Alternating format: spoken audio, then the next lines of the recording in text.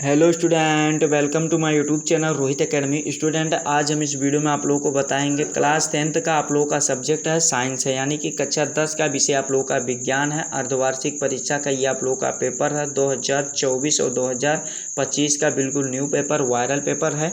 आप लोगों का जो पेपर का कोड है यानी कि पैटर्न है RT है। पूर्णांक जो आप लोगों का दिया गया है क्या है, पूर्णांक आप लोगों का 70 रहेगा। इसको 70 में 70 नंबर इस वीडियो में आप लोग को कंप्लीट तरीके से बताएंगे और समझाएंगे, और ये सभी एग्जाम के लिए और सभी जगह यहीं से क्वेश्चन पूछे जाएंगे 70 में 70 नंबर। ठीक है, आप लोगों को चलिए बिना देरी के शुरू करते हैं। खंड A यहाँ से हमारा स्टार्ट होता है, जिसमें से वो भाग फर्स्ट दिया गया है यानी कि बायोलॉजी के क्वेश्चन दिए गए। इसमें पहला क्वेश्चन पूछा गया है क्या कि द्विखंडन विधि द्वारा लिंग आलैंगिक जनन होता है, यानी कि जूम करके दिखाने की बताने की कोशिश करें बाबू। क्या है देखिए समझिए कि द्विखंडन यहाँ पर दिया गया, द्विखंडन आलैंगिक जनन होता है, यानी कि किस में होता है हमें ये बताना। तो इसका जो सही आंसर हो जाएगा अमीबा में होता है। किस में होता है? अमीबा में होता है। ए वाला हमारा ऑप्शन सही हो जाएगा। फिर अगला क्वेश्चन दिया गया, निम्न में से किस पौधे में पुष्पी आलैंगिक जनन होता है? पपीता में होता है। किस में होता है? पपीता में होता है। ए वाला हमारा ऑप्शन सही हो जाएगा।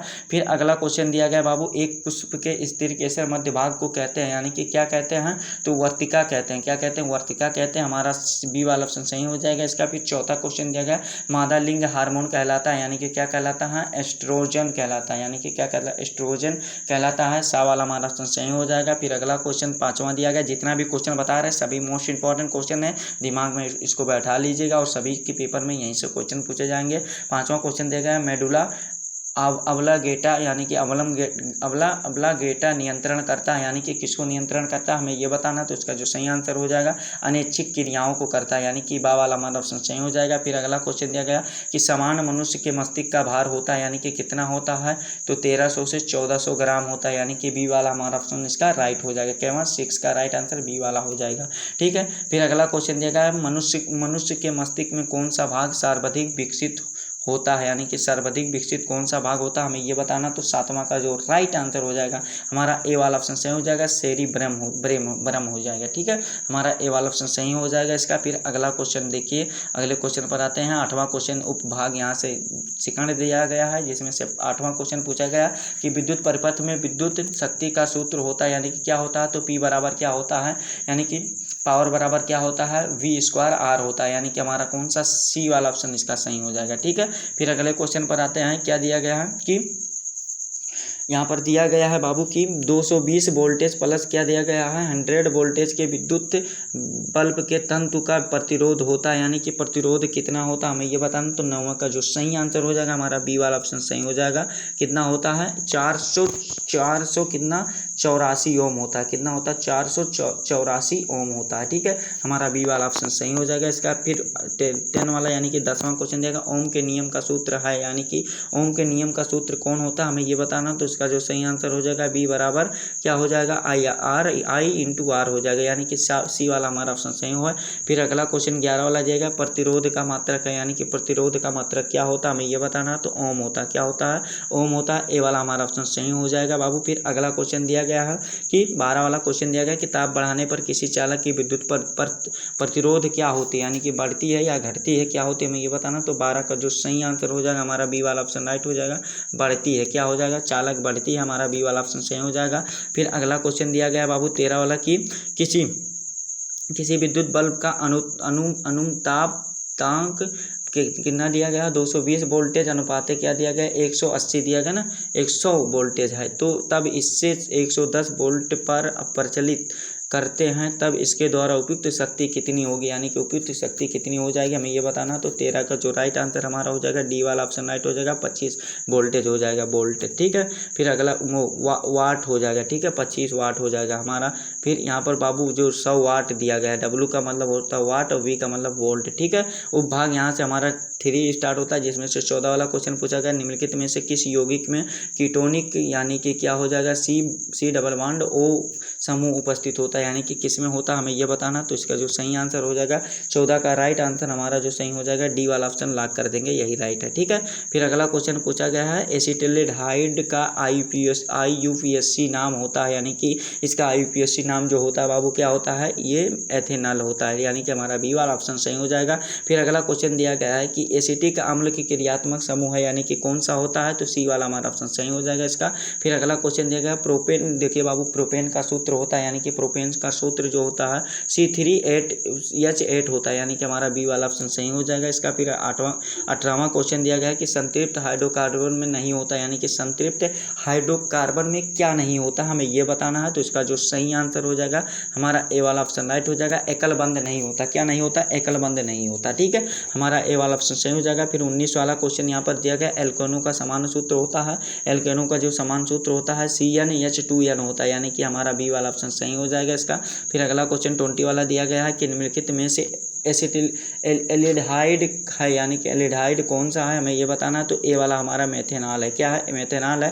तो इस प्रकार से आप लोग का 20 नंबर तो हो गया वेल कंप्लीट। और रही 50 नंबर की बात तो उसको भी कंप्लीट कराएंगे, बस वीडियो के अंत बने रहिएगा। ठीक है, खंड बा यहाँ से हमारा स्टार्ट होता है, जिसमें से उपभाग फर्स्ट दिया गया, जिसमें से पहला क्वेश्चन पूछा गया मनुष्यों में ऑक्सीजन तथा कार्बन डाइऑक्साइड का परिवहन कैसे होता है। 4 नंबर का क्वेश्चन दिया गया। तो इसका आंसर आप लोग लिखिएगा क्या, देखिए कि मनुष्यों में ऑक्सीजन और कार्बन डाइऑक्साइड का परिवहन निम्न तरह से होता है या निम्न प्रकार से होता है। पहला पॉइंट में लिखिएगा क्या कि ऑक्सीजन का परिवहन, यानी कि या पहला हेडिंग डाल दीजिएगा, मतलब इस तरह होता है। ठीक है, पहला हेडिंग डाल दीजिए ऑक्सीजन का परिवहन। इसमें लिखिएगा कि लाल रक्त कोशिकाओं के मौजूद में हीमोग्लोबिन हवा में ऑक्सीजन को फेफड़ों तक ले जाता है और ऑक्सीजन के अणु हीमोग्लोबिन के अणु से आसानी से मिल जाते हैं और ये अणु ऑक्सीजन को उन ऊतकों तक छोड़ते हैं जिनमें ऑक्सीजन की कमी होती है।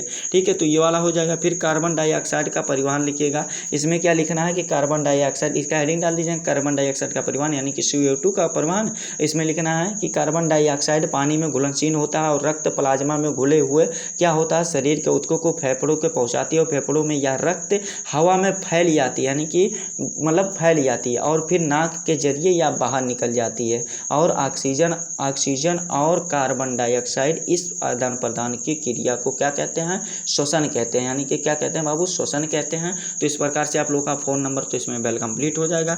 फिर अगला क्वेश्चन देगा दूसरा कि लाश का परिवहन के कार्यों का उल्लेख कीजिए, यानी कि जो लाश का परिवहन होता है उसके कार्यों का उल्लेख करना है। तो लाश का परिवहन के कार्यों निम्नलिखित हैं। पहला जो कार्य है क्या है? लाश का परिवहन शरीर के संक्रमण को बचाता है। जो दूसरा है कि यह प्रोटीन और वसा को दीर्घाणुओं को पहुंचाता है। जो तीसरा है कि यह रक्त में अतिरिक्त जल को मिलाता है। जो चौथा है कि यह कोशिकाओं में पोषण तत्वों को पहुंचाता है। जो पांचवा है यह कोशिकाओं के बीच संचार को संभव बनाता है। और जो अगला हमारा है कि यह कोशिकाओं के उपचयी अपशिष्ट का हटाता है और इत्यादि है बाबू। 4 नंबर इसमें तो वेल कंप्लीट ये वाला भी हो गया। फिर अगला क्वेश्चन देगा उत्सर्जन से क्या तात्पर्य है? मनुष्यों को उत्सर्जी अंगों के नाम लिखिए। तो उत्सर्जन के तात्पर्य आप लोगों को मतलब लिखना है, उत्सर्जन हेडिंग डाल देना है, मन करेगा तो इसमें लिखना है क्या कि देखिए क्या लिखना है कि किसी भी प्रक्रिया को जिसके माध्यम से जीवित जीवों को अपशिष्ट पदार्थों को निकाले जाते हैं जिसे उत्सर्जन कहते हैं। ठीक है, उत्सर्जन का यह तात्पर्य हो गया। और जो मनुष्य के उत्सर्जी अंग होते हैं निम्नलिखित होते हैं, जो कि इस प्रकार हैं। किस प्रकार हैं? इस प्रकार हैं, देखिए क्या है, 2 वृक्क होते हैं, यानी कि 2 किडनी होते हैं। ठीक है, और 2 मूत्र वाहिनियाँ होती हैं, यानी कि यूरेथ्रा होती है, मूत्राशय होता है यानी कि ब्लेडर होता है, मूत्रमार्ग होता है यानी कि यूरेथ्रा होता है, त्वचा होता है, यकृत होता है, बड़ी आंत, फेफड़े इत्यादि होते हैं। 6 नंबर यहाँ पर कितना दिया गया था बाबू? सॉरी, यहाँ पर 4 नंबर दिया गया था। ये 4 नंबर आप लोग का वेल कंप्लीट हो गया। ठीक है, फिर चौथा क्वेश्चन दिया गया धमनी और शिरा में अंतर स्पष्ट कीजिए। तो धमनी और शिरा में अंतर लिख दीजिएगा। 6 नंबर का लॉन्ग आंसर टाइप क्वेश्चन यानी कि दीर्घ उत्तरीय क्वेश्चन पूछा गया कि धमनी और शिरा में अंतर इस प्रकार है। किस प्रकार है? देखिए इसमें लिखिएगा कि धमनी हृदय से ऑक्सीजन युक्त रक्त ले जाती है, जबकि शिराएं ऑक्सीजन रहित रक्त को हृदय को वापस ले जाती है। ठीक है, और फिर अगला लिखिएगा धमनी मसल होती है और हृदय के पंप के उच्च दबाव को झेलने के लिए बनी होती है, वहीं शिराएं नरम होती है। ठीक है, ये वाला हो जाएगा।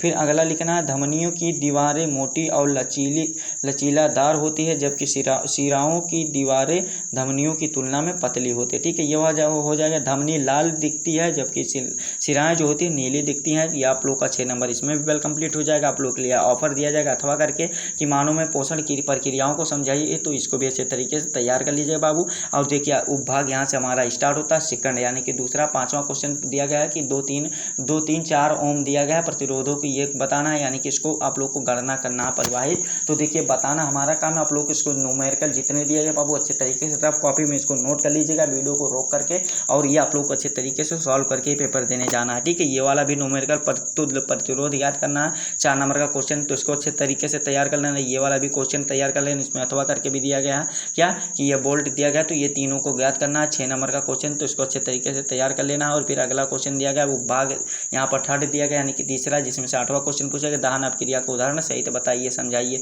4 नंबर का क्वेश्चन है, देखिए बाबू 4 नंबर का क्वेश्चन, तो इसको अच्छे तरीके से भी तैयार कर लेना है। फिर 9वां क्वेश्चन दिया गया कार्बनिक यौगिकों में प्रतिस्थापन अपक्रिया एवं ऑक्सीकरण अपक्रिया पर संक्षिप्त टिप्पणी लिखे। 4 नंबर का क्वेश्चन, इसको भी अच्छे तरीके से तैयार कर लीजिएगा। 10 वाला क्वेश्चन देगा CH3 और Cl में आबंध निर्माण का उपयोग कर संयोजक आबंध की प्रकृति को समझाइए। 4 नंबर का क्वेश्चन है, इसको भी अच्छे तरीके से तैयार कर लेना है। 11 वाला क्वेश्चन दिया गया है कि एथेनॉल की 4 रासायनिक अपक्रियाओं को समीकरण लिखिए और इसके 3 उपयोगों को भी लिखिए अथवा करके दिया गया। 6 नंबर का क्वेश्चन है कि संतृप्त और असंतृप्त हाइड्रोकार्बन से आप क्या समझते हैं, उदाहरण द्वारा स्पष्ट कीजिए और उसका सामान्य सूत्र लिखिए। तो जितना भी क्वेश्चन है यही आप लोग का कक्षा 10 का यानी कि विज्ञान का यानी कि साइंस का आप लोग का पेपर था, जो आप लोग को इस वीडियो में संपूर्ण तरीके से बता दिया, समझा दिया। आप लोग को ये हमारा प्यारा सा वीडियो कैसा लगा कमेंट करके हमें जरूर बताइएगा। हाँ, अगर आप हमारे चैनल पर नए हो तो चैनल को बाबू सब्सक्राइब कर लीजिएगा, बेल आइकन को दबा दीजिएगा। और इस वीडियो को क्या करना है बाबू आप लोगों को कि कक्षा 10 के यानी कि क्लास 10th के जितने भी स्टूडेंट हो उनके पास अधिक से अधिक जरूर शेयर करके पहुँचा देना, भेज देना सभी के पास, ठीक है। चलिए हम आप लोगों से मिलते हैं नेक्स्ट वीडियो में नेक्स्ट टॉपिक के साथ। तब तक के लिए जय हिंद, जय भारत, वंदे मातरम।